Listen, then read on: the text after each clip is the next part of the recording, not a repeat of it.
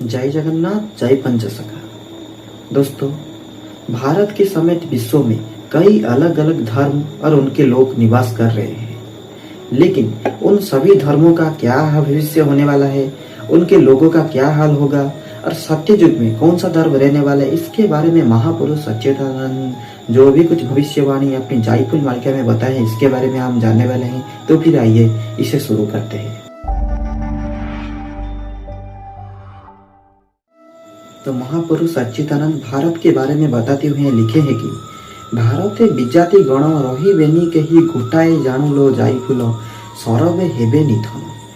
मतलब भारत देश में विजाति गण का मतलब है जो दूसरे धर्म के लोग हैं, विजाति जो सनातनी नहीं है, उनका क्या हाल होगा। रही बेनी के ही गोटाए जन, उन लोगों में से कोई एक भी आदमी नहीं रहने वाला सत्ययुग तक इस देश में। तो उनका क्या हाल होने वाला है। सौरभ हेवे निधन, उन सब का निधन हो चुका होगा। जैसे जैसे विश्व युद्ध आएगा, आपद महामारी के माध्यम से जनसंहार होगा और जो प्राकृतिक विपर्य से लेकर विश्व युद्ध और मृत संहार तक कई उपायों से उन विजाति गण का निधन हो चुका होगा। और भी जो भी बचे रहेंगे उनका भी बारे में चर्चा करेंगे, लेकिन यहाँ पर जितना लिखा गया है सत्ययुग आने तक भारत में सभी विजाति गण का अंत हो चुका होगा। और यहाँ पर 99% की बात नहीं हो रहा है, 100% की बात हो रही है, यानी भारत में सिर्फ और सिर्फ एक ही धर्म रहने वाला है। उसके बाद उन्होंने लिखे हैं अलेख या सत सत चंडी हस्तरे हुई बे हतलो जाई फुल अनादि स्वामी कृत।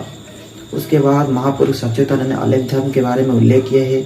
हजार सौ अलग धर्मी लोग, उनका क्या हाल होगा कि चंडी का हस्तरे, मतलब जो जोगनीगण होंगे, चंडीगण होंगे, उनकी हाथ से उनका मृत्यु हो जाएगा। कुछ लोग महामारी के उनके निधन हो जाएगा और भी कुछ लोग बचे रहेंगे जो चंडीगण का शिकार होंगे।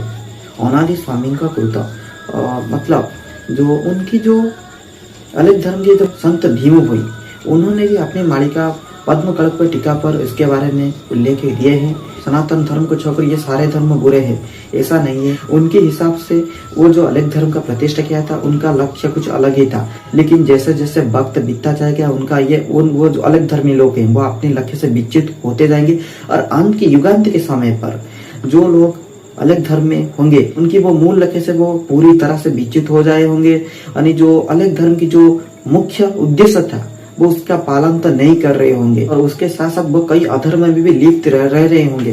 तो इसीलिए अलग धर्म का समाप्त होना भी जरूरी है। खुद भीम गोई ने ही अपनी मालिका पर लिखे है अलग धर्म आगे जाकर पूरी तरह से नष्ट हो जाएगा। तो ये तो क्या अलग धर्म के बारे में। दूसरे धर्म के क्या हाल होगा उसके बारे में लिखे हैं महापुरुष।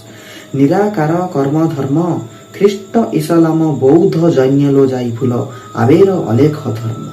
तो महापुरुष के हिसाब से सिर्फ और सिर्फ निराकार ईश्वर के ऊपर विश्वास रखने वाले जितने भी धर्म होंगे और उसके साथ साथ क्रिश्चियन रिलीजियंस हो, इस्लाम रिलीजियंस हो, बौद्धिज्म, जैनिज्म, इतने सारे जो धर्म होगा उसके साथ साथ अलग धर्म, इनका क्या हाल होगा कि सरबे पड़िबे भाजी दम्भ गर्भ तंक जीवटी हजिलो जाई फूल शून्यवादी हेबे शून्य गंजी। उन सभी धर्मों के लोगों का दम्भ, गर्व और जो उनकी अहंकार वो चूर्ण हो जाएगा, क्योंकि आगे जाकर ऐसा समय आएगा सनातन धर्म का शक्ति जब प्रदर्शन होगा तब इन्हीं धर्मों के सारे लोग जो अभी के समय पर सनातन धर्म का मजाक उड़ा रहे हैं, हमारे पुराण और संस्कृति का जो मजाक बना रहे हैं आज के जो लोग, उनका दम्भ गर्म उसी समय पर चूर्ण हो जाएगा।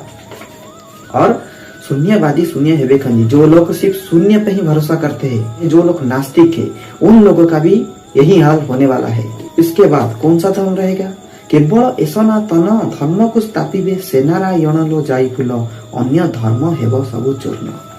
महापुरुष साफ साफ लिखे है केवल सनातन, मतलब सिर्फ और सिर्फ सनातन धर्म ही रहेगा और उसका प्रचार प्रसार कौन करेंगे, खुद भगवान कल्कि। अन्य धर्म हेब चूर्ण, और सनातन धर्म को छोड़कर बाकी जितने भी सारे धर्म है वो सब चूर्ण चूर्ण हो जाएगा। कोई भी धर्म नहीं रहने वाला और सत्य युग तक सिर्फ एक ही धर्म रहेगा और वो रहेगा सनातन धर्म। और भारत के समेत विश्व में इसका प्रचार प्रसार होगा, जिसकी प्रचार प्रसार खुद भगवान कल्कि करेंगे।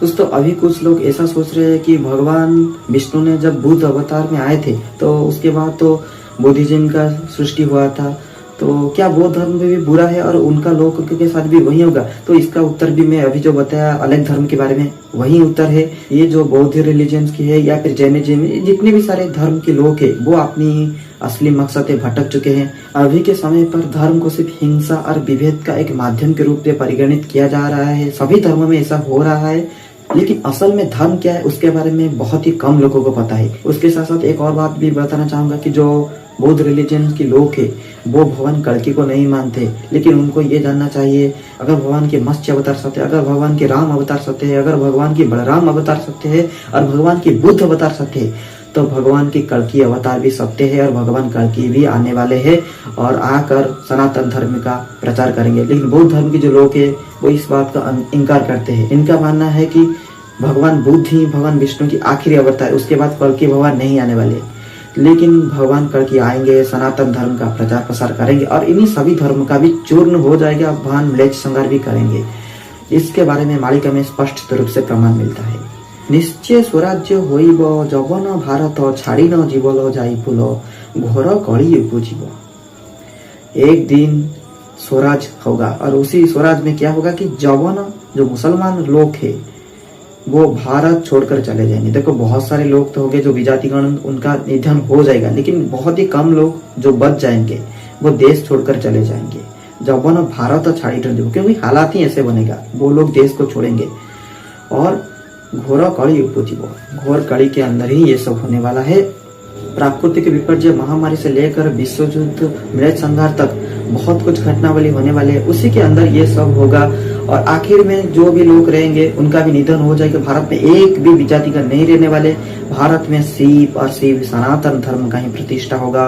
पूरी तरह से 100% लोग सनातन धर्मी होंगे और विश्व में भगवान कल्कि जाकर सनातन धर्म का प्रचार प्रसार भी करेंगे। तो ये तो था आज का वीडियो, फिर मिलेंगे अगले वीडियो में, तब तक के लिए मुझे विदाई दीजिए। जय जगन्नाथ।